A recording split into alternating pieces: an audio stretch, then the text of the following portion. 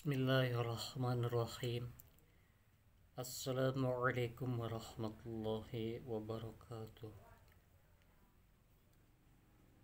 Sobat YouTube, di kali ini kita akan bahas tentang surat An-Nisa ayat yang ke 20, 21 dan ayat 22. أعوذ بالله من الشيطان الرجيم بسم الله الرحمن الرحيم وإن أردتم استبدال زوج مكان زوج وآتيتم إحداهن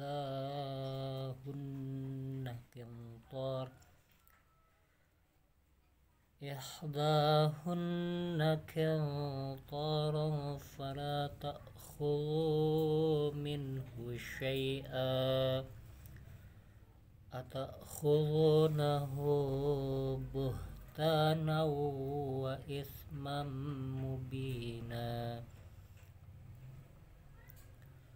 وكيف تأخذونه وقد أفضى بعضكم إلى بعض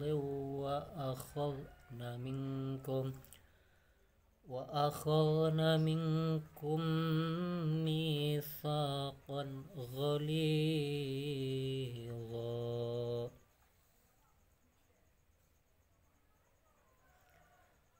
ولا تنكحوا ما نكح آباؤكم من النساء إلا ما قد سلف إنه كان فاحشة ومقتا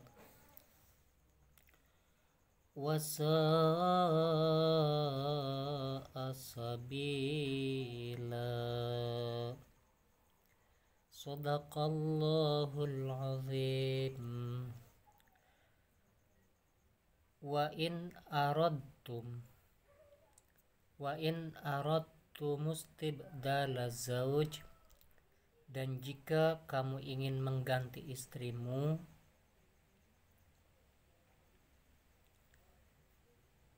maka nazauj, mengganti istri dengan istri yang lain, ada waqaf qala, dianjurkan untuk tidak berhenti. Wa atsaitum, sementara kamu telah memberikan ihdahunna qintar, kepada seorang di antara mereka. Qintara, harta yang banyak. Nun sukun bertemu to, hukumnya ikhfa, dibaca king, jadi agak samar. Fala ta'khudhu, maka janganlah kamu mengambil kembali. Minhu, darinya, syai'a, sedikit pun. Terlihat jelas waqaf qala, dianjurkan berhenti lebih utama. Atakhuzunahu, apakah kamu akan mengambilnya kembali? Buhtana wa ithmam mubina, dengan jalan tuduhan dusta. Wa ithman, dan dosa mubina, yang nyata.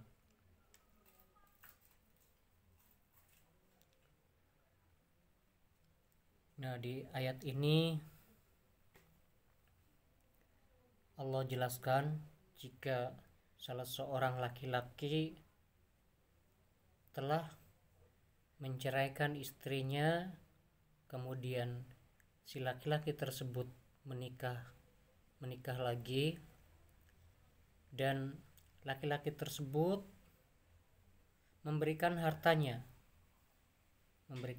kepada istri-istrinya. Hunna ini dhamir mu'annas ya, artinya diperuntukkan dalam nahwunya itu jamak. Berarti jamak berarti banyak, namun ini ditunjukkan untuk wanita. Kalau laki-laki jamaknya hum, tapi kalau perempuan yang mewakili dhamir atau kata ganti untuk perempuan yang lebih dari dua, maka dhamirnya hunna. Wa huma hum, hiya huma hunna, anta antuma antum, itu dhamir. Jadi ketika laki-laki itu telah menceraikan istrinya, kemudian dia memberikan sebagian hartanya, maka tidak boleh untuk diambil kembali. Kata Allah, tidak boleh diambil kembali syai'an, sedikit pun, ya, jangan diambil kembali. Dan jika kita mengambilnya kembali, kata Allah, buhtanau, dengan jalan fitnah, dusta, ya, maka itu adalah merupakan dosa yang sangat nyata. Ini ayat 20. Ayat 21-nya, wa kaifa ta'khudunahu, dan bagaimana kamu akan mengambilnya kembali, kata Allah. Wa qad afdha ba'dukum, padahal sebagian kamu telah bergaul, artinya sudah menggauli istri tersebut, artinya mantan istrinya, ya. Dal sukun qalqalas sughra, ila ba'din, dengan yang lain, sebagian suami istri. Wa akhadna, dan mereka istri-istrimu telah mengambil, minkum, dari kamu, mitsaqon, mengambil keputusan perjanjian. Mitsaq itu artinya ikatan pernikahan. Ghalidha, ikatan pernikahan yang kuat. Dan di ayat 21-nya, wala tankihu, nah ini adalah larangan, dan janganlah kamu menikahi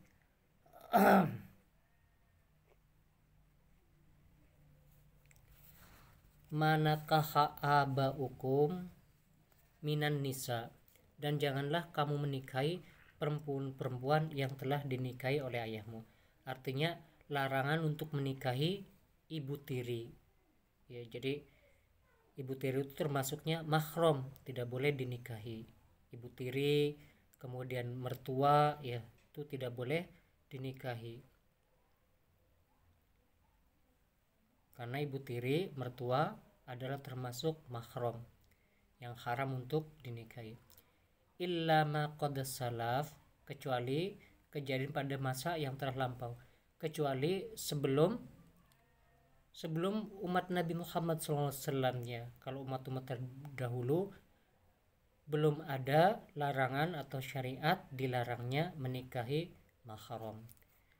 Kalau zaman dulu boleh menikahi ibu tiri, ya, ataupun mertua. Tapi setelah Islam disempurnakan, tuntunan Nabi kita Muhammad SAW itu sudah tidak diberlakukan dan hukumnya haram. Waqaf qala, dianjurkan berhenti.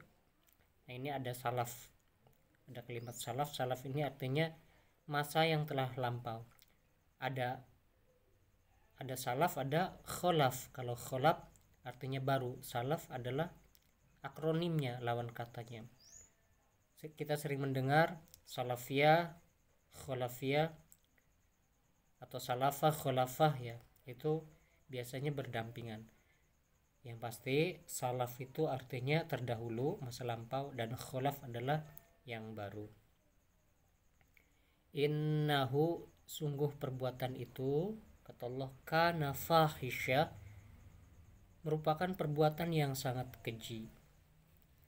Wa maqta, dan dibenci oleh Allah. Perbuatan itu sangat dibenci sama Allah, dimurkai Allah. Maqta, qaf sukun, hukumnya qalqalas sughra. Ta di sini dibaca mad iwad 2 harokat, dan dianjurkan untuk berhenti karena terdapat waqaf qola.